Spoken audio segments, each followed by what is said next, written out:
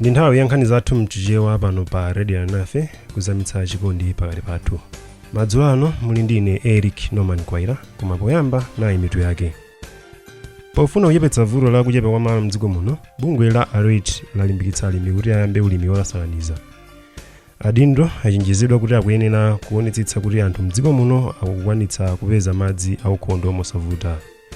Boma lati likuyembekezera kuti mafuta ophikira atsika mtengo ndi ndalama yosachepera 16 kwacha pa 100 kwacha iliyonse.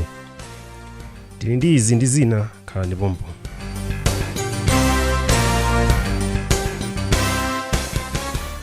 Tsopano nazi nkhani zathu mwatsatanetsatane. Bungwe loona zakafukufuku mu ulimi komanso malonda afodya la ARET lati alimi akuyenera kuyamba ulimi wakasakaniza pofuna kuchepetsa vuto la kuchepa kwa malo mdziko muno. Mkulu wa bungweli Dr. Albert Changaya ayankhula izi pa chionetsero cha mbewu kumalo ochitirako kafukufuku akandiya m'boma la Lilongwe. Achangaya ati ulimi wosakaniza mbewu uli ndi kuthekera kuchepetsa vutoli kamba kuti alimi atha kulima mbewu zochuluka pa malo ochepa.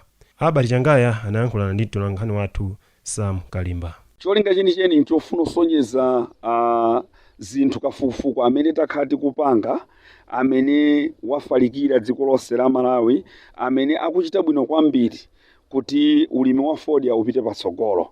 Ndiye cholinga chake chimene chocho, monga ngati lero tasonyeza ndithu zambiri zimene ARET akupanga, ma varieties amene tinapanga, amene akuonekera munda nuonetsa kuti kodi akupanga bwanji ni ma varieties mitundu ya fodya yochokera kunja, komanso ndi ulimi wonena kuti kodi ngati tulima ulimi wophatikiza wa fodya ndi mbewu zina ngati soya na ndolo kaya khobwe zikuchita bwanji, ndipo madera mwina amene wonena kuti malo ndi ochepa akhoza otani, komanso makagwiritsidwe ntchito kama Mkwaira wonena kuti ndi wovomerezeka ku fodya akuteteza bwanji mbewu zathu. Pali panopo tapanga mbewu zimene zonena kuti zikufanana ulonso zikuchita bwino kwambiri ndi mbewu zimene zikuchokera kunja.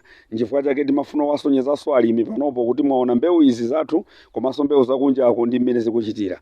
Chifukwa kumalo kumene kuonena kuti kuli matenda amandolo, matenda achikhosi, pali mbewu zathu zimene zikuchita bwino kwambiri, zimene zili chitetezo chonse cha matenda amene wawa awiriwa, zimene zikuchita bwino kwambiri kusiyana ndi mbewu zakunja. Ndipo mafumu a mboma la Nchinji ayamikira unduna wa zaumoyo pa njira yomwe watsata popereka katemera wa matenda a polio mdziko muno. Asalome Cosmas yomwe ndi agrupu amalungo mdera la fumu wayikulu Mkanda mbomali anena izi pambuyo pa msonkhano omwe anakonza mderali. Amalungo ati ntchito yopereka katemerayo yayenda bwino m'mudzi mwawo. Mtolankhani wathu Alex Nasoni analankhula ndi agrupu amalungo. Ngati dera langa la agrupu amalungo katemera wayenda bwino zedi. Nthawi imene kunabwera zaumoyo umemeza m'mudzi nizoti ine ngati fumu ndatengapo gawo uza anthu kuti pa tsiku limene azomoyo angabwere pasapezeke munthu amene angayende amene ali ndi mwana wochepa kuyambira zaka 5 kutsika m'musi. Ndipo zinthu ngati zimenezi masiku awiri akhala aluyenda lalero lachitatu zoti m'mudzi mwanga katemera pa midzi 8 zinthu zoti zayenda bwino kwambiri, palibe mwana amene walambaliridwa. Ngati boma ndondomeko imene yatsata ulendo uno yokhudzana ndi katemera wa polio ninafunitsitsa kuti asasiye, chifukwa wazomwe wina aliyense anatenga gawo kudera lake moti chinthu chichi chafikira kwa munthu wina aliyense woyenera kulandira katemerayo. Mawu ake mkulu woyang'anira nkhani za katemera m'boma la Nchinji a Davis Sambikeni wati ndi okhutira ndi mmene katemerayo wayendera m'bomali, ndipo apempha ogwira ntchito za umoyo kuti aperekenso katemerayo kwa masiku ena awiri kuti afikire amene sanafikiridwe ndi katemerayo. Iwo akafotokoza zambiri.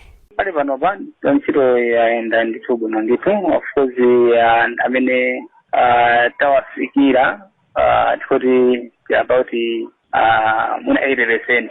Tifai kuti madera ena angoti sinathe kufikamo chifukwa cha ndendemeka zimene tatharukisa ntchito ya khomo ndi khomo ndi madera angoti sinathe kufika pano.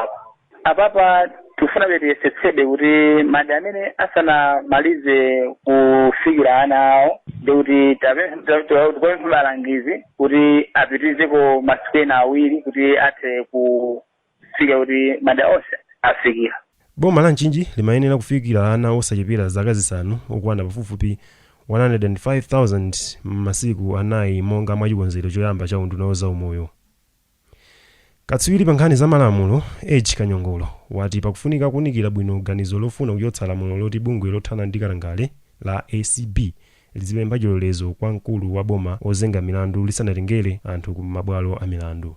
Akanyongolo ayankhula izi pomwe komiti ya ku nyumba ya malamulo yoona za malamulo ikufuna kuti nyumba ya malamulo iyotse lamuloli pofuna kupereka mwayi woti bungwe la ACB likhale ndi ufulu wonse pogwira ntchito yake. Sizikudziwika ngati bilu ipite ku nyumba ya malamulo zokambirana za aphungu zisanathe.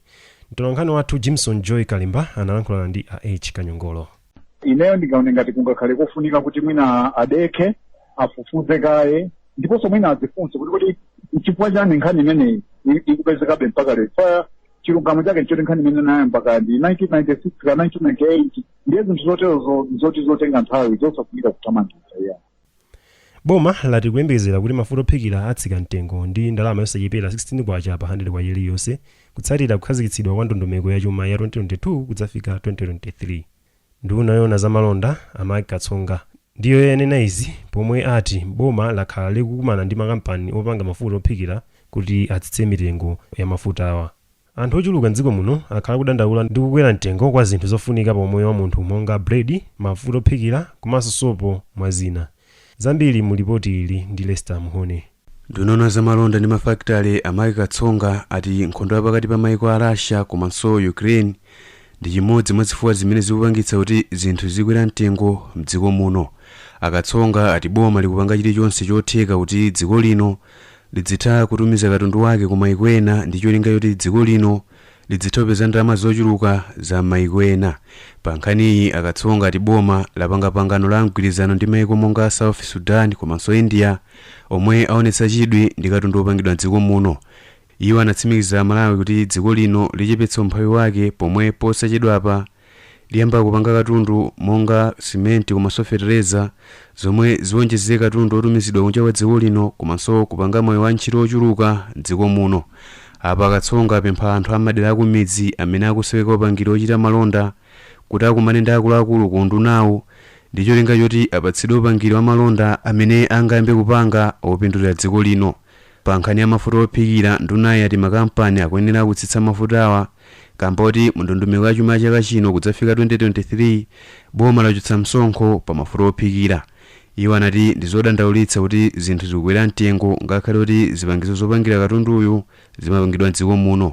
Mwa zina iwo ati nduna wawo kupereka ziphaso kwa anthu amene akufuna kuti adzilowetsa mafuta ophikira mdziko muno mulingo uliwonse koma adzikhala otsika mtengo kuti Amalawi adzikwanitsa kugula mosavuta. M'malo mwa Radio Alinafe ndine Lester Muhone. Mmodzi mwa anthu oyankhulapo pa zinthu zochitika mdziko muno Maloto Chinkombelo wati adindo akuyenera kuonetsetsa kuti anthu mdziko muno akutha kupeza madzi aukhondo mosavuta. Chinkombelo wayankhula izi pomwe lachiwiri dziko lapansi limakumbukira tsiku lokhudza madzi. Iwo anati ngati dziko pali zambiri zimene zikuyenera kuchitika pofuna kuti anthu akhale ndi mwayi opeza madzi aukhondo mosavuta. Mwa zina iwo apempha adindo okhudzidwa kuti aganizire ndi kuzofikitsa madzi a m'mipopi ku madera akumidzi kusiyana ndi kudalira mijigo yokha. Mtolankhani wathu Jimson Kalimba analankhulana ndi Maloto Chinkombelo. Amuna ngati dziko ndikanena kuti sitikuchita bwino kwenikweni chifukwa pofika tsiku la lero pali anthu ambiri mdziko muno amene akulephera kuti apeze madzi abwino. Anthu akumwa madzi mzithaphwi, akumwa madzi kuchokera ku mtsinje malo osatetezedwa makamaka m'madera amene ndi akumudzi. Komanso ngakhale m'madera a mtawuni anthu akuvutika kuti azipeza madzi amakhala on and off kuti mabungwe a water board amene amatipatsira madzi m'mizinda kapena m'matawuni akumalephera kuti agwire ntchito zawo bwino. So likadali vuto lalikulu kumalawi kuno. Munapempho lipite kuboma komanso mabungwe onse okhudzidwa kuti nthawi yakwana tiyambe kuonetsetsa kuti aliyense mdziko muno akupeza madzi aukhondo komanso abwino. Mwina chimene tingachite chapafupi nkunena kuti tizindikire kuti mdziko muno m'madera osiyanasiyana Mulungu anatipatsa madzi ochuluka munthaka. Amene akungosowekera kuti mwina tigwiritse ntchito njira za makono za sayansi kuti madziwo azitengedwa kumene aliko nkupititsidwa ku anthu kuti azikagwiritsa ntchito. So tisiye mwina zomadalira kuti tikhoza kumakumba mijigo ndi zinthu zimene tinkapanga kale zimene zija. Kwa panopa kuti mwina tiyende mwachangu anthu akhale ndi madzi a m'mipope. Nthambi yoona zakusintha kwa nyengo yalimbikitsa anthu mdziko muno kuti nthawi zonse azitsatira mwachidwi uthenga wa za nyengo omwe imapereka ndi cholinga chopewa ngozi zogwa mwadzidzidzi. Mkulu woona za nyengo ku nthambi Ayobu Kachiwanda alankhula izi pamene dziko la Malawi komanso maiko ena onse dzulo amakumbukira tsiku lokumbukira za nyengo. Zambiri mulipoti ili ndi mtolankhani wathu Monica Chinyama Lipia. Akashiwanda anati Malawi ngati dziko likuyenera kuti lilingalire mauthenga omwe nthambi ya zanyengo yakhala kupereka mdziko muno, ndipo iwo anati mutu wa chaka chino ukumbukiridwa pamutu wakuti machenjezo ashango kutengapo gawo mwashango, ndipo anati mutuwu wabwera kamba kunena kuti ngati nthambi ya zanyengo yakhale kupereka machenjezo omwe angadze kamba kazochitika zosiyanasiyana mdziko muno, ndipo iwo anati chatsala tsopano nchakuti Malawi alingalire kuti achitapo chani pa zomwe nthambi ya zanyengo yakhale kupereka. Zanyengo padziko lonse lapansi ndipo mutu wa chaka chino ndi nchituka kuti action kuyenza kutenga mwachangu komanso kuita kaboka anthu mwachangu anthu tikumvera mauthenga azanyengo tiyenera kuti tilipo kanthu mufune kwambiri nthawi zonse ndiye ngati dziko timawunikirana kuti tsopano kuti sikupita kutsogolo kapena sikuchita bwino ndi nthawi imene timawunikirana kuti sikuchita bwino mbali titani ndikufikira kanthu kwambiri kwa tsiku limeneli. Pa 23 March chaka china chilichonse dziko lino limakumbukira tsiku la zanyengo lomwe lidakhazikitsidwa mu chaka cha 1960. Malo mwalidwa nafe kuno kulilongwe, ndine Monica Chinyama Lipia. Apaso ndipo pamapeto nkhani zathu za lero, koma ndisanapite tikumbutsani mitu ya nkhani. Pofuna kuyepetsa vuto lakuchepa kwa malo mdziko muno, bungwe la ARET lalimbikitsa alimi kuti ayambe ulimi wakasakaniza. Adindo achenjezedwa kuti akuyenera kuonetsetsa kuti anthu a mdziko muno akukwanitsa kupeza madzi aukhondo mosavuta. Boma lati likuyembekezera kuti mafuta ophikira atsika mtengo ndi ndalama yosachepera 16 kwacha pa 100 kwacha iliyonse. Kumbukirani kuti mumamvera radio nafe ndipo munali ndine Mkwaira, mukhale ndi usiku wopambana.